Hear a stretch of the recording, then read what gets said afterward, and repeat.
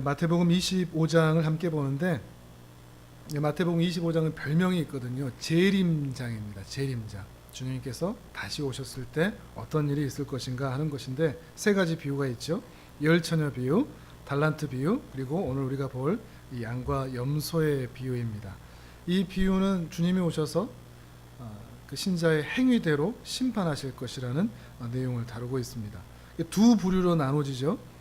한편에 양에 속한 무리, 또 한편에 염소에 속한 무리로 나뉠 것이다 하는 거죠. 양과는 상 주기 위한 것이고 염소과는 형벌을 주기 위한 거죠. 이 땅에서 복음을 받은 자로서 어떻게 살았느냐에 따라서 그 좌우로 나뉘어지는 것을 보여주고 있습니다. 먼저 이 오른편에 있는 양과에 속한 이들에게 주님께서 이렇게 말씀을 하시죠. 34절을 같이 한번 읽도록 하겠습니다. 34절 시작. 그때의 임금이 그 오른편에 있는 자들에게 이르시되 내 아버지께 복받을 자들이여 나와 창세로부터 너희를 위하여 예비된 나라를 상속받으라. 아멘. 아버지에게 복받을 자들이라 말씀하시면서 이제 그 나라를 상속받으라 얘기하십니다. 천국에 들어간다는 것은 그 나라를 상속받는 거라는 얘기를 하시는 거죠. 그냥 천국에 들어가서 이제부터는 잘 산다 개념이 아니고 오히려 하나님의 아들로서 상속받는 자로서 그 천국 백성이 되는 것을 이야기하는 것이죠. 그러면서 그 이유를 누가 하나님 나라를 상속받는 아들이 될 수 있느냐, 그 백성이 될 수 있느냐, 그 영광스러운 일이 어떤 자에게 이루어지는가 하면 그 이유를 이렇게 말씀하십니다. 35절과 36절입니다. 또 읽습니다. 시작. 내가 줄일 때 너희가 먹을 것을 주었고 목마를 때 마시게 하였고 나그네 되었을 때 영접하였고 헐벗었을 때 옷을 입혔고 병들었을 때 돌보았고 옥에 갇혔을 때 와서 보았느니라. 아멘. 그 양과에 속한 사람들에게 내가 그렇게 배고프고 목마르고 옷이 없고 감옥에 갇혀 있을 때 너희가 나를 그렇게 돌봐줬다, 이 말씀을 하고 계시는 거죠. 그런데 이 말을 듣는 양과에 속한 사람들이 의아해합니다. 또 읽어볼까요? 좀 기니까 37절에 보시면, 여기에서 37절에 보시면 아예 단정을 해놓습니다. 의인들이라. 뒤에는 그런 말이 없거든요. 의인들이 대답한다 라고 말씀하시면서 공통적으로 어떤 의미냐? 우리가요? 언제요? 이런 의미라는 말하고 있는 거죠. 어느 때 주께서 배고픈 것을 보고 저희가 대접해 줬습니까? 목마르신 것을 보고 언제 저희가 마실 것을 드렸나요? 나그네 되신 것을 보고 언제 저희가 영접했고 헐벗으신 것을 보고 저희가 언제 옷 드렸는데요? 병드신 것이나 옥에 갇힌 것을 보고 언제 우리가 배웠나이까 하는 거죠. 가서 배웠나이까. 그러니까 이 의인들이 하는 말은 우리는 예수님 만난 적 없는데요, 이런 말인 거죠.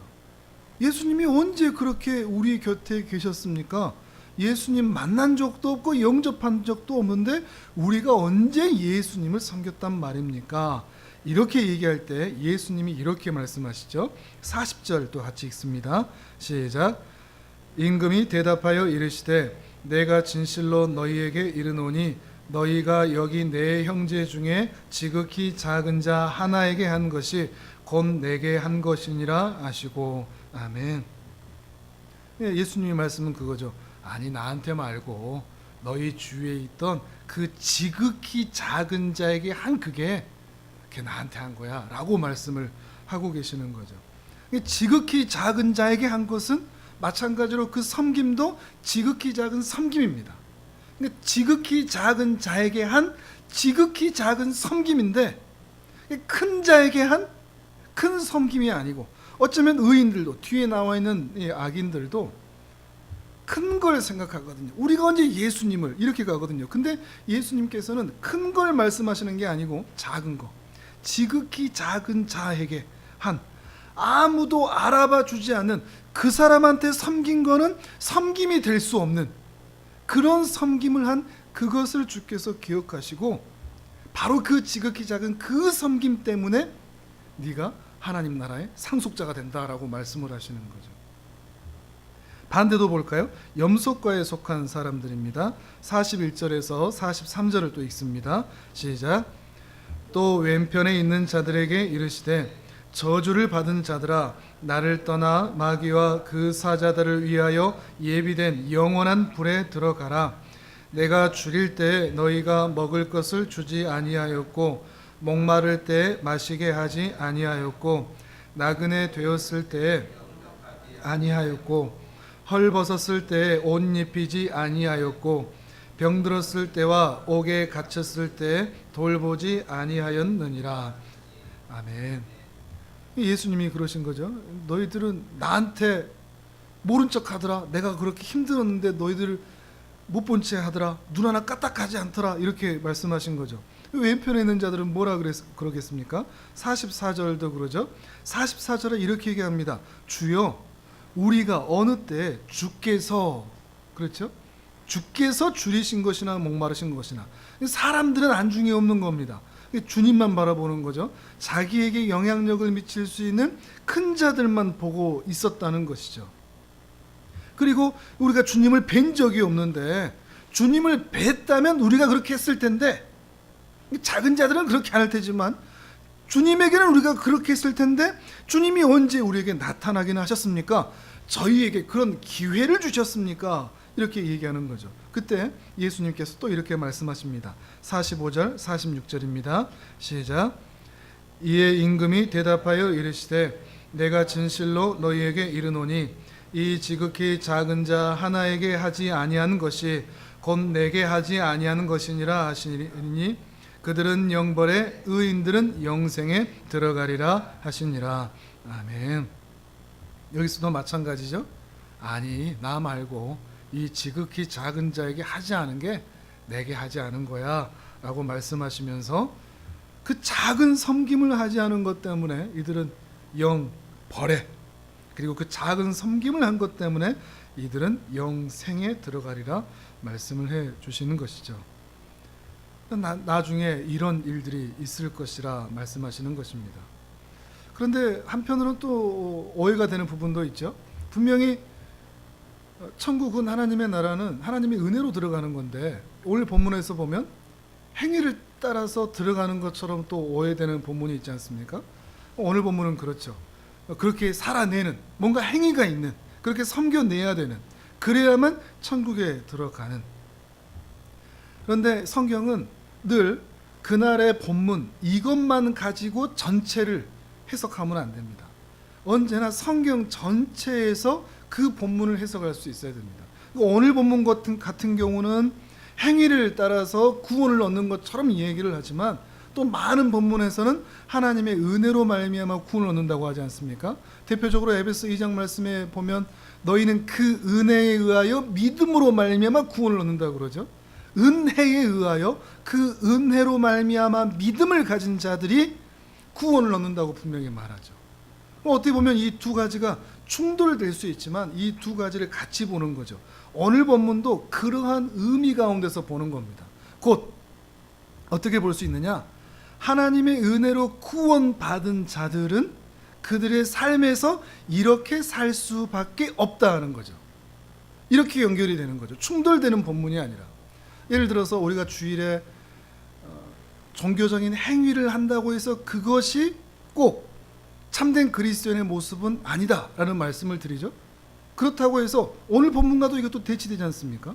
이것도 연결을 해볼 수 있죠. 참된 믿음을 가진 사람들은 의로운 삶의 열매를 맺습니다. 의로운 행위를 합니다. 그러나 또한 반대로 의로워 보이는 그 행위를 한다고 해서 참된 믿음을 가진 것은 아닌 것이죠. 이게 같이 보이시겠습니까? 바른 믿음을 가지고 있다면 반드시 선한 삶을 삽니다. 그러나 그의 행위에 여러 가지 선한 모습이 나타난다고 해서 바른 믿음인 것은 아닌 거죠. 무엇이 더 중요한 것이라는 겁니까? 믿음이죠. 은혜로 말미암아 그 믿음이 있다면 그 믿음은 반드시 오늘 마태복음 본문에서 보는 것처럼 선한 삶으로의 결과가 나타난다는 것을 우리가 생각해 볼 수 있다는 것입니다. 우리가 때로 그럴 때 있지 않습니까? 저 사람 분명히 교회 다니는데 삶이 엉망입니다. 그래서 우리는 이렇게 판단하죠. 교회 다니는데 저 사람의 삶은 엉망이야. 저 사람이 믿음이 있는 것 같은데 삶에서는 왜 저 모양이냐? 그러면서 에이, 교회 다녀도 별 수 없구만 라고 평가할 때가 있죠. 근데 그렇지가 않은 겁니다. 정말로 바른 믿음이 있다면 그 사람의 삶의 행실도 바를 수밖에 없습니다. 만약에 그 사람의 삶의 모습이나 성품이나 말이나 행동이 올바르지 않다면 그 사람의 믿음에 문제가 있는 거죠. 아예 본질적으로는 그 믿음이 가짜일 수도 있다는 것이죠. 믿음이 옳다면 반드시 그 삶의 결과도 옳을 수밖에 없는 것입니다. 이 본문도, 오늘 본문도 그런 의미에서 이 신자가, 이 의인이 바른 믿음을 가지고 있으므로 선한 삶의 열매들이 나타날 수밖에 없는 그 전제를 가지고 이 본문도 반드시 보아야 한다는 것이죠. 그러니 이 본문은 어떻게 해야 구원받느냐라는 게 아니라, 그래서 착한 일을 하면 구원받는다, 이 본문을 말하는 것이 아니라, 구원받은 하나님의 백성은 이렇게 살 수밖에 없다 하는 것을 말해주고 있는 거죠. 참으로 구원받은 백성은 이렇게 양과에 속한 사람처럼 지극히 작은 자에게라도 지극히 작은 섬김을 하며 살 수밖에 없다는 거죠. 더 간단히 얘기하면 구원받은 자는 사랑할 수밖에 없다. 구원받은 자는 원수조차도 용납할 수밖에 없다. 구원받은 자는 어려운 형편에 처한 자를 지나칠 수 없다. 이렇게 되는 것이죠. 다만 이것이 우리의 삶의 형편에서는 쉽지 않죠. 우리가 구원받은 자이지만 그렇게 지나칠 때가 많으니까요. 그렇다면 우리가 이런 본문을 통해서 도전을 받을 필요가 있죠. 그럼 우리는 어떻게 하면 우리의 바른 믿음으로 선한 삶을 살 수 있을까 하는 그런 조건들을 생각해 보아야겠죠. 우리가 할 수 있는 가장 중요한 것은 이렇게 살아가기 위해서, 이렇게 또한 사랑하기 위해서 우리가 갖춰야 할 것은 그 미천, 그 사랑하는 미천이 내 미천으로 하려고 해서는 안 된다는 것입니다. 우리는 끊임없이 우리가 구원받았으니까 열심히 살아야지 라고 하는 내 미천, 내가 사랑하겠다, 내가 어떻게 하면 해보겠다 라고 하는 내 의지가 드러날 때가 많거든요. 내 열심, 내 노력. 그러나 항상 이 사랑의 미천은 어디서부터 와야겠습니까? 하늘로부터, 위로부터 와야 되는 거겠죠. 흔히 말하는 은혜로 말미암는 거죠. 그러기 위해서는 우리가 늘 주께로부터 받은 그 사랑을 기억해야 하는 겁니다. 내가 주께로 어떤 사랑을 받았느냐, 그 사랑을 기억하는 것이 중요한 거죠. 내가 받은 그 사랑, 내가 받은 그 사랑을 기억할 때 우리는 우리 주위에 있는 연약한 자들을 도울 수 있다는 거죠. 또한 그 사랑을 기억하고 그 은혜를 힘입을 때 우리가 우리의 미천으로 누군가를 돕는 것이 아니라 하늘의 은혜로, 주님의 사랑으로 우리가 도울 수 있는 것입니다. 하나님의 은혜를 힘입는 것이죠. 우리가 다윗 시리즈를 보면서 정말 우리가 많이 생각해 봤던 부분이 하나님의 은혜거든요. 다윗이라는 인물이 그렇게 썩 괜찮은 인물이 아니었죠. 그가 하나님의 은혜가 힘입었을 때, 하나님의 은혜가 그 영혼을 감쌌을 때 그는 꽤 괜찮아 보였습니다. 그러나 그 은혜에서 멀어졌을 때 그의 삶은 그 본성이 여실히 드러날 수밖에 없었던 것이죠.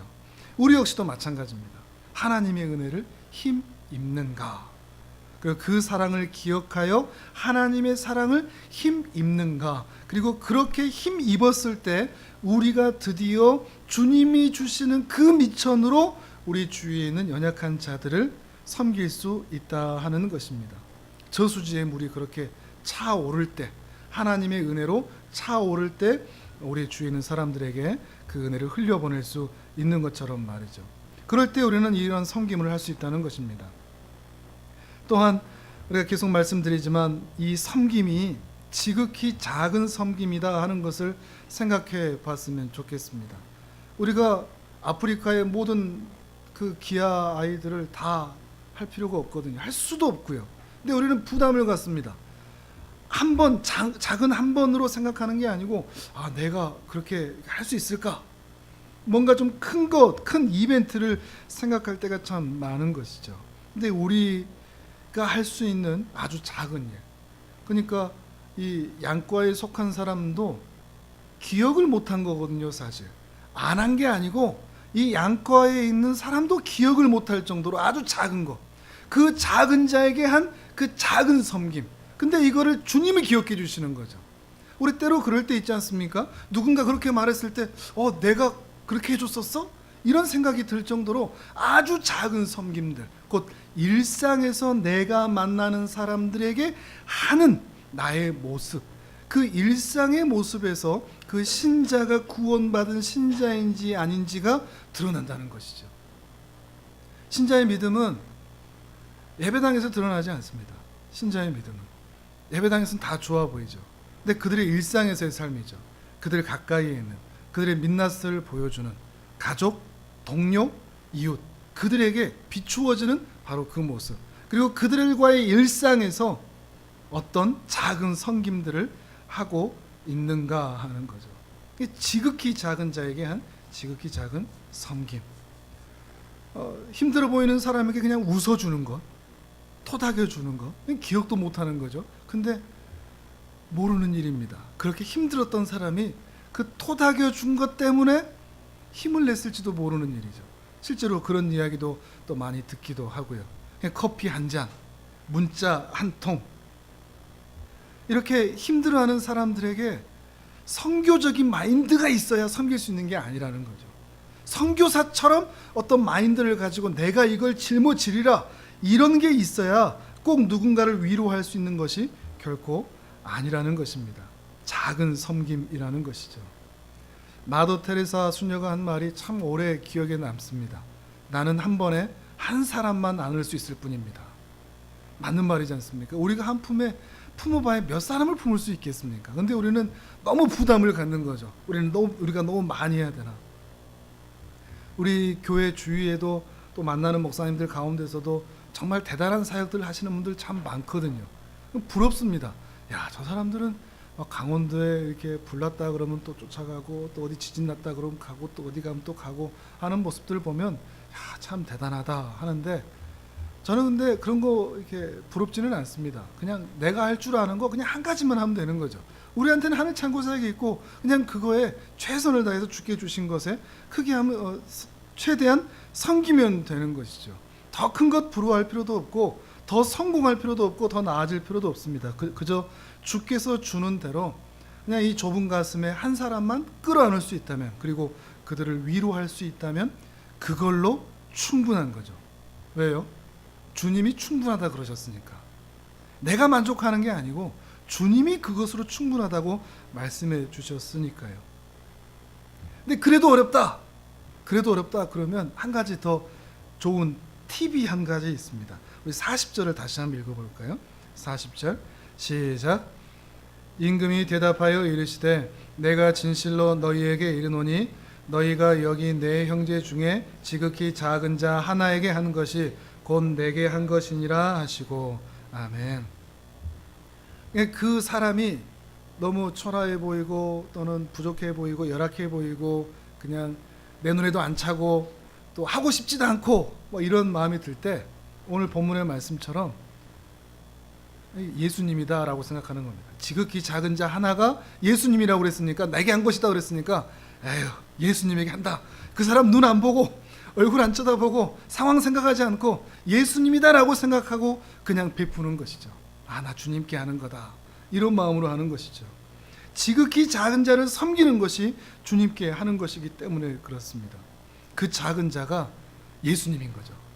그 작은 자가 그 예수님이 울고 있고, 그 예수님이 배고파하고, 그 예수님이 외로워한다면 그 예수님에게 내가 할 수 있는 일을 행하는 것입니다. 우리 옆에 있는 그 지극히 작은 자, 우리 일상에서 만나는 그 사람들이 예수님으로 보이는 은혜가 있기를 바랍니다. 그 영적 안테나, 내가 예수님에게 한다, 예수님이 지금 힘들어 하신다, 그런 마음으로 우리가 행하는 것이죠. 이렇게 한다고 누가 알아줍니까? 그걸 바라고 하는 거 아니죠. 이렇게 한다고 누가 칭찬해 줍니까? 그거 기대하고 하는 것도 아닙니다. 예수님께서 우리에게 해주셨으니 우리도 다만 그분을 따라서 할 뿐인 것이죠. 지난주에 우리가 큰 잔치의 비유를 보았었죠. 그 종들에게 주인이 명령했었죠. 길가로 나가라, 시장에 나가라, 시내로 나가라. 그래서 몸이 불편한 자, 가난한 자, 저는 자, 맹인들을 데리고 와라. 그래도 양이 안 차니까, 자리가 안 차니까 산에 있는 자, 길가에 있는 자, 산 울타리에 있는 자들까지도 데리고 와서 내 집을 강권하여 주인의 집을 채우라 그러셨죠. 그 채운다는 게 뭘까요? 교회 다녀라 일까요? 예배당 채우랄까요? 초청한다는 게 대체 뭘까요? 저는 오늘 본문과 너무나 연결이 되는 것 같습니다. 단순히 예수 믿고 천국 가세요라고 초청하는 게 아니고 우리 교회 오세요가 아니라 이런 작은 섬김들로 초청하는 거죠. 작은 섬김들로 그들에게 예수 그리스도를 보이는 거죠. 꼭 우리 교회 예배당의 숫자를 늘리기 위한 게 아니라 그들에게 작은 예수로 그들에게 예수 그리스도를 소개해 주는 그 사랑을 흘려 보내 주는 것입니다. 그렇게 살다가 이 땅에서 그렇게 살다가 주님 만날 때 주님이 우리에게 분명히 그러실 겁니다. 지극히 작은 자에게 지극히 작은 섬김을 한 너에게 내 나라를 상속한다. 이거 영광스러운 거죠. 지난주에 큰 잔치의 비유에서 그런 것처럼 하나님 나라에서 떡을 먹는 자가 복이 있다 라고 하는 것처럼 우리가 그런 은혜를 받을 수 있는 것이죠. 세상 사람들처럼 잘 나간다 크다 이런 것 때문에 우리의 마음이 빼앗길 필요가 없는 것이 바로 여기에 있는 것 같습니다. 우리에게 맡기신 게 작고 초라하더라도 거기에서 주님께서 맡기신 그 일을 충성되게 한다면 저 하늘에서 그 상급이 클 줄을 믿습니다. 마지막에 가서 우리 주님과 만나면서 이 칭찬을 들을 수 있는 우리 귀한 성도님들 다 되시기를 주님의 이름으로 축복합니다. 아멘.